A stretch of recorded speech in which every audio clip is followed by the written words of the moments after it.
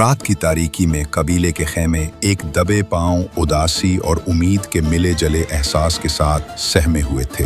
Ertugrul वहीं खड़ा था, खेमे के सामने धीमी रोशनी में। उसके चेहरे पर थकन के निशान गहरे थे, मगर आंखों में वही मजबूत इरादा था जिसने पहले भी काई को मुश्किल से निकाला था।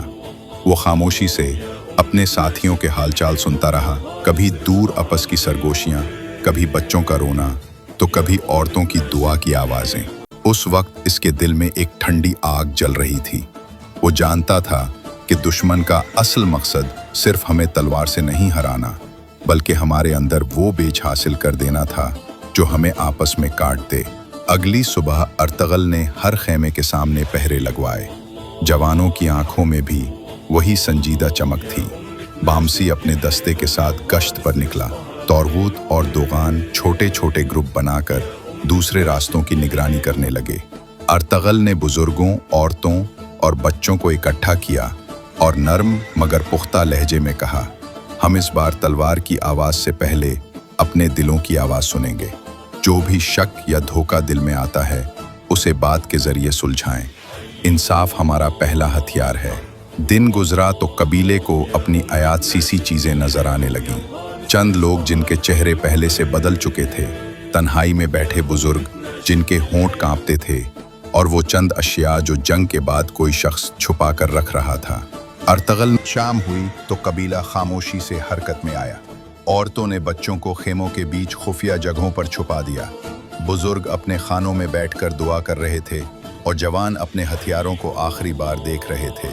जब पहली रोशनी फैली तो दुश्मन ने प्लान के मुताबिक अपनी फौज खड़ी कर ली। सीधे रास्ते वाले सुतून ने धावा बोल दिया, मगर तौरगूत और बामसी ने उसका रास्ता रोक दिया। दूसरी तरफ पहाड़ी रास्ते से एक छोटी दस्ता नमूदार हुआ जिसने दुश्मन के अकब में घात लगा दी।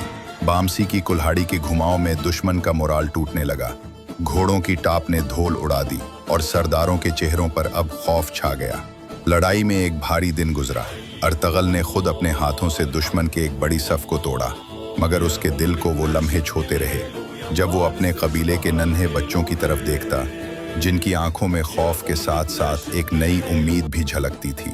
उसने महसूस किया कि हर वार जो वो कर रहा है वो सिर्फ एक तलवार का वार नहीं, बल्कि अपने आने वाली नस्ल की हिफाजत का एक वादा भी है। जब दुश्मन का सरदार बिलाखिर जमीन पर गिरा, अर्तगल ने उसे जिंदगी की बख्शिश दिखाई। न सिर्फ दुश्मन के खिलाफ बल्कि अपने कबीले के अंदर भी इंसानियत की मिसाल कायम करने के लिए उसने अपनी उंगली आसमान की तरफ उठाई और कही, ये फतह हमारी नहीं, ये अल्लाह की मदद से है। काई के जवानों ने जोर से नारा लगाया, लेकिन अर्तगल की निगाह दूर कहीं घूमती रही। वो जानता था कि इस जंग से तो बस आगाज टला था। से अपनी सरजमीन बचाएंगे। अगर तुम हमारे साथ सच्चे हो तो हम तुम्हारे साथ खड़े होंगे। सरदार ने अर्तगल की बात में सच्चाई देखी और हाथ मिलाया। ये छोटा सा इत्तेहाद एक बड़े मुस्तकबिल की शुरुआत थी। रात के आखिर में जब सब सो गए तो अर्तगल ने एक बार फिर आसमान की तरफ देखा। उसके लबों से खामोश दुआ निकले, या अल्लाह, हमारी नीयतें साफ रख, हमें वो हिकमत अता फरमा जो नस्ल दर नस्ल हमारे लोगों के काम आए। हमें कबूल फरमा और हमारे हाथ मजबूत कर।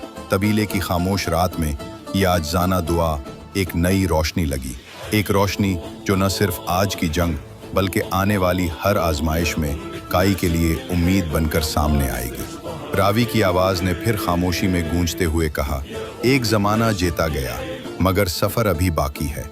दुश्मन के कदम पीछे नहीं हटे और दुनिया की साजिशें नई शक्लें इख्तियार करेंगी। अर्तगल की राह अभी लंबी है। क्या वो अपने कबीले को हर बार इसी जज्बे और हिकमत से बचा पाएगा? ये जानने के लिए देखिए किस्त 13।